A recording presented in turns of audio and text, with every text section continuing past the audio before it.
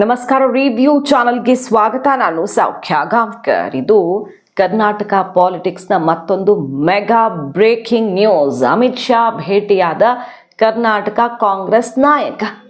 1-to-1 meeting ಆಗಿದೆ. ಅಮಿತ್ ಶಾ ಅವರಿಂದ ಒಳ್ಳೆಯ ಸಂದೇಶ ಬೇರೆ ಸಿಕ್ಕಿದೆ. ಏನಾಗ್ತಾ ಇದೆ ಹಾಗಾದರೆ ಕರ್ನಾಟಕ ಪಾಲಿಟಿಕ್ಸಲ್ಲಿ ಕಂಡು ಕೇಳರಿಯದ ಸ್ಥಿತ್ಯಂತರವಾಗೋದು ಫಿಕ್ಸ್. ಹಾಗಾದರೆ ಅಮಿತ್ ಶಾ ಅವರ ಎಂಟ್ರಿ ಆಗಿದ್ದು ಯಾಕಿಲ್ಲಿ ಕರ್ನಾಟಕದಲ್ಲಿ ಈ ರೀತಿ?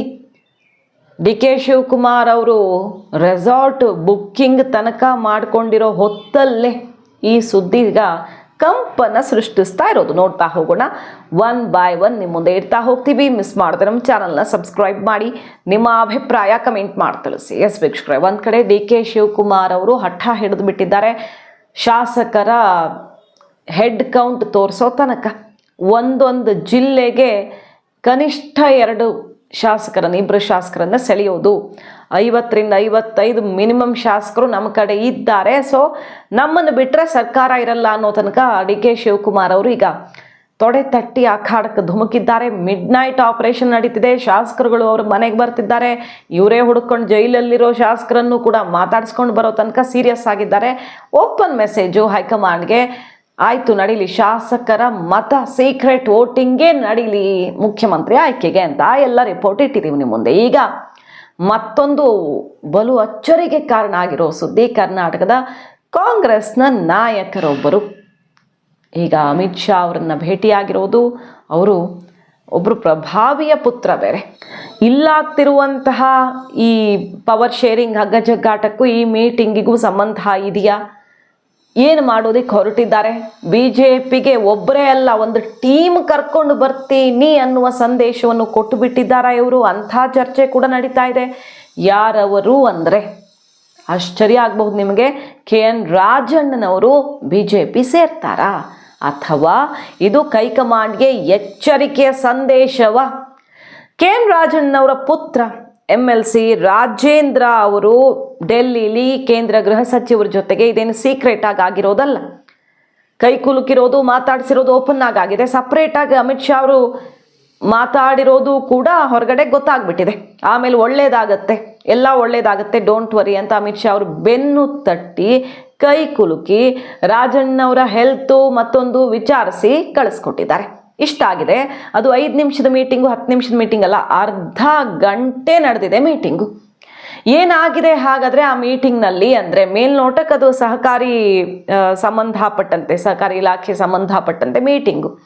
ಈಗ ರಾಜಣ್ಣವ್ರು ಅದೇ ಕ್ಷೇತ್ರದಲ್ಲಿ ಗುರುತಿಸ್ಕೊಂಡಿರೋರು, ಅಮಿತ್ ಶಾ ಅವ್ರದ್ದು ಅದೇ ಇಲಾಖೆ ಆಗಿರೋದ್ರಿಂದ ಅಂತ ಮೇಲ್ನೋಟಕ್ಕೆ ಹೇಳಬಹುದು. ಬಟ್ ಗುಂಪಲ್ಲಿ ದೊಡ್ಡ ಗುಂಪಿರುತ್ತೆ. ರಾಜೇಂದ್ರ ಅವ್ರೇನು ದೊಡ್ಡ ಲೀಡರ್ ಅಲ್ಲ, ಒಬ್ಬ ಯುವ ನಾಯಕ. ಅವರು MLC ಆಗಿದ್ದಾರೆ. ಅವರನ್ನು ಹುಡುಕಿ ಕರೆದು ಮಾತಾಡ್ತಾರೆ ಅಲ್ಲ ಅಮಿತ್ ಶಾ. ಗುಂಪಲ್ಲಿದ್ದಾಗಲೂ ಮಾತಾಡಿಸಿ ಕೈ ಕುಲುಕ್ ಹೋಗ್ತಾರೆ. ಅಂದರೆ ಮೊದಲೇ ಇದು ಫಿಕ್ಸ್ ಆಗಿತ್ತು ಮೀಟಿಂಗು. ಡೆಲ್ಲಿಗೆ ಹೋಗುವಷ್ಟೊತ್ತಿಗೆ BJPಗರೇ ಫಿಕ್ಸ್ ಮಾಡಿದ್ರು ಅನ್ನೋದು ಸುದ್ದಿ. ರಾಜೇಂದ್ರ ಅವ್ರ ಜೊತೆ ಮೀಟಿಂಗು. ಆಮೇಲೆ ಅಮಿತ್ ಶಾ ಅವರು ಒಳಗೆ ಕರ್ಕೊಂಡು ಹೋಗ್ತಾರೆ. ಅರ್ಧ ಗಂಟೆ ಸುದೀರ್ಘವಾಗಿ 1-to-1 ಮೀಟಿಂಗ್ ರಾಜೇಂದ್ರ ಅವ್ರ ಜೊತೆಗಾಗತ್ತೆ. ಏನು ಸುದ್ದಿ ಹಾಗಾದರೆ ಅಂತ ಕೇಳಿದ್ರೆ, ಸೋಮಣ್ಣವ್ರ ಮೂಲಕ ಡೀಲ್ ಆಯ್ತಾ ಇದು. ಸೋಮಣ್ಣ ಅವರು ತುಮಕೂರಿಂದ MP, ಕೇಂದ್ರ ಸಚಿವರಿದ್ದಾರೆ. ಮತ್ತು ಕರ್ನಾಟಕ BJPಯಲ್ಲಿ ದೊಡ್ಡ ಕುರ್ಚಿ ಏರೋ ಕನಸು ಕೂಡ ಕಾಣ್ತಿದ್ದಾರೆ ಸೋಮಣ್ಣವರು. ರೆಬಲ್ಸ್ ಎಲ್ಲ ಅವ್ರಿಗೆ ಬಲ ತುಂಬೋ ಪ್ರಯತ್ನ ಅದು ಇದು ಎಲ್ಲ ಆಗ್ತಿದೆ, ಗಮನಿಸಿರ್ತೀರಿ ನೀವು. ಇದ್ರ ನಡುವೆ ಸೋಮಣ್ಣವರು ಆಪರೇಷನ್ ಪ್ಲ್ಯಾನು ಮಾಡಿದ್ದಾರೆ. ಅಂದರೆ ನಾನೇನು ಮಾಡಬಲ್ಲೆ ಪಕ್ಷಕ್ಕೆ, ಅವ್ರದ್ದು ಮಹತ್ವಾಕಾಂಕ್ಷೆ ಇದೆ. JDS ಜೊತೆ ಬೇರೆ ತುಂಬ ಚೆನ್ನಾಗಿರೋದ್ರಿಂದ ನನಗೊಂದು ಅವಕಾಶ ಕೊಟ್ಟರೆ ನಾನು ಏನೇನು ಮಾಡಬಲ್ಲೆ ಅನ್ನೋದಕ್ಕೆ ಒಂದು ಸ್ಯಾಂಪಲ್ ತೋರಿಸ್ದಂಗೂ ಆಗುತ್ತೆ ಹೈಕಮಾಂಡ್ಗೆ. ಕಾಂಗ್ರೆಸ್ನ ಬಿಗ್ ಲೀಡರಲ್ಲಿ ಒಬ್ಬರಾದಂತಹ, ಅದರಲ್ಲೂ ಈಗ ಹಿಂದುಳಿದವರು, ಪರಿಶಿಷ್ಟರು, ST SC ನಾಯಕರುಗಳೆಲ್ಲ ಹೆಚ್ಚು ಬೇಕು BJPಗೆ. ರಾಜಣ್ಣವರು ಒಬ್ಬರು ಸಮುದಾಯದ ಬಲ ಮತ್ತು ಸೀನಿಯರು ಎಲ್ಲ ಥರದಲ್ಲೂ ಆಗ್ತಾರೆ. ಕಾಂಗ್ರೆಸ್ ವಿರುದ್ಧ ವಾಚಾಮಗೋಚರವಾಗಿ ತರಾಟೆಗೆ ತಗೊಳ್ತಾರೆ. ಕಾಂಗ್ರೆಸ್ ಸೀಕ್ರೆಟ್ಸ್ ಎಲ್ಲ ಮಾತಾಡ್ತಾರೆ. ಸೊ ರಾಜಣ್ಣವ್ರನ್ನ ಕರ್ಕೊಂಡು ಬರುವಂತಹ ಭರ್ಜರಿ ಪ್ರಯತ್ನ ಆಗಿದೆ. ಇದು ಪ್ರಯತ್ನದ ಹಂತದಲ್ಲೇ ಇದ್ದಂಗೆ ಕಾಣಿಸ್ತಿಲ್ಲ. ಯಾಕೆಂದರೆ ರಾಜೇಂದ್ರ ಅವ್ರ ಮೀಟಿಂಗ್ ಅಮಿತ್ ಶಾ ಅವ್ರ ಜೊತೆಗಾಗಿದೆ. ಹೆಂಗಿದೆ ರಾಜಣ್ಣವ್ರ ಪ್ಲ್ಯಾನ್ ಅಂದರೆ, ಈಗ ಏನಾದರೂ ಕೂಡ ಸಿದ್ದರಾಮಯ್ಯನವ್ರು CM ಆಗಿ ಉಳ್ಕೊಂಡ್ರೆ, DK ಬಣ ಸಿಡ್ದೇಳತ್ತೆ. DK CM ಆದ್ರೆ ಸಿದ್ದರಾಮಯ್ಯ ಬಣ ಹಾಗೆ ದಂಗೆ ಎಬ್ಬಿಸ್ತೀವಿ ಅಂತ ಓಪನ್ ಆಗಿ ಹೇಳೇ ಬಿಟ್ಟಿದ್ದಾರೆ. ಹಾಗೆ ಸಂಪುಟ ಸರ್ಜರಿ ಆದರೆ ಒಂದಿಷ್ಟು ಜನರನ್ನು ಕೈ ಬಿಡಬಹುದು, ಆಗಿಲ್ಲ ಅಂದರೂ ಕೂಡ ಸಿಗದೆ ಇದ್ದವ್ರು ಸಿಡ್ದೇಳ್ಬಹುದು. ಏನೋ ಒಂದಾಗುತ್ತೆ. ಒಟ್ಟಿನಲ್ಲಿ ಕರ್ನಾಟಕ ಕಾಂಗ್ರೆಸ್ನಲ್ಲಿ ಪರಿಸ್ಥಿತಿ ಹೇಗಿದೆ ನೋಡ್ತಾ ಇದ್ದೀವಲ್ವಾ, ಪವರ್ ಶೇರಿಂಗ್ ಸುತ್ತ ಏನೇನು ಡೆವಲಪ್ಮೆಂಟ್ಸ್ ಆಗ್ತಿದೆ ಅಂತ. ಸೊ ಒಂದು ತಂಡ ಅಂತೂ ಸಿಗತ್ತೆ ನಮಗೆ. ಯಾರಿಗೆ ಟಿಕೆಟ್ ಮಿಸ್ಸು ಅಂತಾನೋ ಅಥವಾ ಅಧಿಕಾರ ಮಿಸ್ಸು ಅಂತಾನೋ ಬೇಸರದಲ್ಲಿರೋರು ಒಂದಿಷ್ಟು ಜನ ಮಾಜಿಗಳು ಇರ್ತಾರೆ, ಹಾಲಿ ಶಾಸಕರಿದ್ದಾರೆ, ಬಹಳಷ್ಟು ಜನ BJPಗೆ ಬರೋ ಮನಸ್ಸಲ್ಲಿದ್ದಾರೆ. ಯಾಕಂದರೆ ಕರ್ನಾಟಕದಲ್ಲಿ ಪ್ರತಿ ಅವಧಿಗೂ ಸರ್ಕಾರ ಚೇಂಜ್ ಆಗುತ್ತೆ, 5 ವರ್ಷಕ್ಕೊಂದ್ಸಲ ಅಧಿಕಾರ ಹಸ್ತಾಂತರ ಆಗುತ್ತೆ ಪಕ್ಷದಿಂದ ಪಕ್ಷಕ್ಕೆ ಅನ್ನೋದೊಂದು ನಂಬಿಕೆ ಇದೆಯಲ್ಲ, ಹಾಗೆ ನಡ್ಕೊಂಡು ಬಂದಿರೋದು. ಹಾಗಾಗಿ ಇಲ್ಲಿ ಮೈತ್ರಿ ಬೇರೆ ಇರೋದ್ರಿಂದ ವರ್ಕೌಟ್ ಆಗಿಬಿಡ್ಬಹುದು. ಬಿಹಾರದ ಥರ ಮ್ಯಾಜಿಕ್ ಮಾಡಿಬಿಟ್ರೆ ಮೋದಿ ಅಮಿತ್ ಶಾ ಅನ್ನೋ ನಿರೀಕ್ಷೆ, ಅಥವಾ ಈಗ ಇಲ್ಲಿದ್ದರೂ ಕಾಂಗ್ರೆಸ್ನಲ್ಲಿದ್ದರೂ ಅಧಿಕಾರನೇ ಸಿಗಲ್ಲ ಅಂದಮೇಲೆ ನಾವು ಏನು ಮಾಡೋಣ ಅನ್ನೋ ಬೇಸರದಲ್ಲಿರೋರು ಎಲ್ಲ ಒಂದು ಟೀಮ್ ಮಾಡಿಕೊಂಡು BJP ಕರ್ಕೊಂಡು ಬರ್ತೀನಿ ಅನ್ನೋ ತನಕ ರಾಜಣ್ಣವರು ಮೆಸೇಜ್ ಕೊಡ್ತಿದ್ದಾರೆ ಅನ್ನೋ ಸುದ್ದಿ ರಾಜಕೀಯ ವಲಯದಲ್ಲಿ ಕೇಳಿ ಬರ್ತಿರೋದು. ಅದು ಹೈಕಮಾಂಡ್ಗೂ ಮೆಸೇಜ್ ಇರಬಹುದು. ಅಂದರೆ ಈಗ ಸಂಪುಟ ಸರ್ಜರಿಯ ವೇಳೆ ಅದು ಹೆಂಗಾಗತ್ತೆ, ಸರ್ಜರಿ ಆಗುತ್ತಾ, CM ಚೇಂಜ್ ಆಗಿ ಹೊಸ ಸಂಪುಟ ಆಗುತ್ತಾ ಗೊತ್ತಿಲ್ಲ. ಒಟ್ಟಿನಲ್ಲಿ ರಾಜಣ್ಣವ್ರನ್ನ ಮತ್ತೆ ವಾಪಸ್ ತಗೊಳ್ಬೇಕು ಅಂತ. ರಾಜೇಂದ್ರ ಅವ್ರು ಮೊನ್ನೆ ಸ್ಟೇಟ್ಮೆಂಟ್ ಏನು ಕೊಟ್ಟಿದ್ರು, ಮತ್ತೆ ನಮ್ಮ ತಂದೆ ಮಿನಿಸ್ಟರ್ ಆಗ್ತಾರೆ ನೋಡ್ತೀರಿ ಅಂತ ಕೊಟ್ಟರು. ಮತ್ತೆ ಬರ್ತೀನಿ, ಈ ಅವಧಿಲೇ ಬರ್ತೀನಿ ಅಂತ ರಾಜಣ್ಣವ್ರು ಪದೇ ಪದೇ ಹೇಳ್ತಿದ್ದಾರೆ. ಸೊ ಅವ್ರಿಗೊಂಥರ ಈಗೋ ಹರ್ಟ್ ಆಗಿದೆ. ತನ್ನನ್ನು ಈ ರೀತಿ ಒಂಥರ ಹೊರದಬ್ಬದಂಗೆ ಆಗೋಯ್ತದು. DK ಶಿವಕುಮಾರ್ ವಿರುದ್ಧ ಅಂತೂ ಹಾಗೆ ಒಳಗೆ ಕುದೀತಾ ಇರತ್ತೆ ಅವ್ರಿಗೆ. ಏನಾದರೂ ಒಂದು ಮಾಡಿ ತೋರಿಸ್ಲೇಬೇಕು, ನಾನು ಹಿಂಗೆ ಸೋಲ್ಬಾರ್ದು ಅಂತ ಹಠಕ್ಕೆ ಬಿದ್ದಿದ್ದಾರೆ. ಮೊನ್ನೆ ಏನಂದ್ರು ಅವರು ರಾಜಣ್ಣವರು, ಕಾಂಗ್ರೆಸ್ನೇ ನಿರ್ನಾಮ ಮಾಡಿಬಿಡ್ತೀನಿ ಅನ್ನೋ ಅರ್ಥದ ಮಾತು ಬಂತು. ನಾನು ಹಿಂದೆ ಪಕ್ಷದಿಂದ ಹೊರಗಡೆ ಹೋದಾಗ ಪ್ರತ್ಯೇಕವಾಗಿ ನಾನೇ ಸ್ವತಂತ್ರವಾಗಿ ಗೆದ್ದು ಏನು ಮಾಡಿದೆ, ಇಡೀ ಕಾಂಗ್ರೆಸ್ಸಲ್ಲಿ ಇಡೀ ಜಿಲ್ಲೆಯಲ್ಲಿ ಇರಲಿಲ್ಲ, ಹಂಗೆ ಮಾಡಿದೆ. ಮತ್ತಂತಹ ಸಮಯ ಬರಬಹುದು, ಕಾಂಗ್ರೆಸ್ಸನ್ನು ಫುಲ್ ಇಲ್ಲದಂಗೆ ಮಾಡೋ ಸಾಮರ್ಥ್ಯ ಇದೆ ಅನ್ನೋ ಪರೋಕ್ಷ ಸಂದೇಶ ಕೊಟ್ಟಿದ್ದಾರೆ. ಪಕ್ಷದ ಬಾವುಟ ಇಲ್ಲದೆ ರ್ಯಾಲಿ ಗೀಲಿ ಬೈಕು ಮತ್ತೊಂದು ಶಕ್ತಿ ಪ್ರದರ್ಶನವೂ ಆಗಿದೆ ರಾಜಣ್ಣವ್ರದ್ದು. ರಾಜಣ್ಣ ವಿರುದ್ಧ ರಾಹುಲ್ ಗಾಂಧಿಯವರೇ ಸಿಟ್ಟು ಮಾಡಿಕೊಂಡ್ರು ಅನ್ನೋ ಕಾರಣಕ್ಕೆ ಇಷ್ಟೆಲ್ಲ ಆಗಿದೆ. ಸೊ ಕಾಂಗ್ರೆಸ್ಗೆ ಪಾಠ ಕಲಿಸೋಣ ಅಂತಾನೂ ಇರಬಹುದು. ಈಗ ಅವ್ರು ಏನು ಮೆಸೇಜ್ ಕೊಟ್ಟರು, ಈಗ ಮತ್ತೆ ಮಿನಿಸ್ಟ್ರು ಮಾಡಿದ್ರೆ ಅದು ರಾಹುಲ್ ಗಾಂಧಿಯವ್ರಿಗೇನೆ ಹೊಡೆತ ಆಗತ್ತೆ. ಏನು ನಿರ್ಧಾರ ತಗೊಳ್ತಾರೆ ಇವರು, ಒಂದ್ಸಲ ತೆಗಿತಾರೆ, ಮತ್ತವರು ಹೆದರ್ಸಿದ ತಕ್ಷಣ ವಾಪಸ್ ತಗೊಳ್ತಾರೆ ಅಂತ ಅಷ್ಟು ಈಸಿಯಾಗಿ ಬಗ್ದಂಗೆ ಆಗ್ಬಿಡುತ್ತೆ. ಹಾಗಾಗಿ ರಾಜಣ್ಣವ್ರಿಗೇನು ಮತ್ತೆ ಮಂತ್ರಿಗಿರಿ ಕೊಡೋ ಚಾನ್ಸಸ್ ತೀರಾ ಕಡಿಮೆ ಅನಿಸುತ್ತೆ. ಸಿದ್ದರಾಮಯ್ಯನವ್ರು ಪ್ರಯತ್ನ ಮಾಡ್ತಿರಬಹುದು.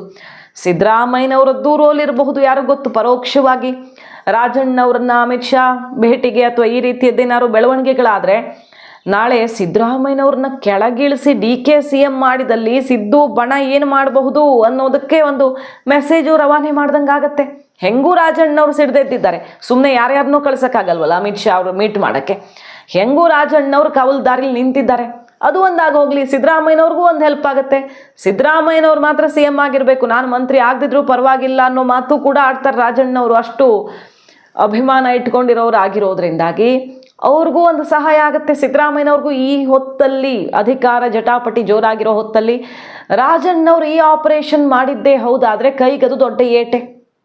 ತುಮಕೂರು ಭಾಗದವರು, ಹಳೆ ಮೈಸೂರು ಭಾಗದವರು ದೊಡ್ಡ ಮಟ್ಟದಲ್ಲಿ ಆಪರೇಷನ್ಗೆ ಇಳಿದು ಬಿಟ್ರೆ, ಅಂದರೆ ಸೋಮಣ್ಣ ರಾಜಣ್ಣ ಇಬ್ಬರು ಸೇರಿಕೊಂಡು ಅಲ್ಲಿ JDS ಸಪೋರ್ಟು ತಗೊಂಡು 3 ಶಕ್ತಿಗಳನ್ನ ಒಂದಾಗಿ ತುಮಕೂರು ಸೇರಿದಂತೆ ಹಳೆ ಮೈಸೂರಲ್ಲಿ ಮ್ಯಾಜಿಕ್ ಮಾಡ್ತೀವಿ ಅಂತ ಒಂದು ಟಾಸ್ಕನ್ನು ಕೈಗೆತ್ತಿಕೊಳ್ಳಬಹುದು. ಅದ್ರ ಭಾಗವಾಗಿ ಅತೃಪ್ತರು, ಅಸಮಾಧಾನಿತರ ಜೊತೆಗೆ ನಾನು ಬರ್ತೀನಿ ಅಂತ ಹೈಕಮಾಂಡ್ ವಿರುದ್ಧ ಸೆಡ್ಡು ಹೊಡೆದು BJPಗೆ ಸಂದೇಶ ಕೊಟ್ಟಿದ್ದಾರಾ ಅನ್ನೋದೇ ಈಗ ಕುತೂಹಲಕ್ಕೆ ಕಾರಣ ಆಗಿರೋದು.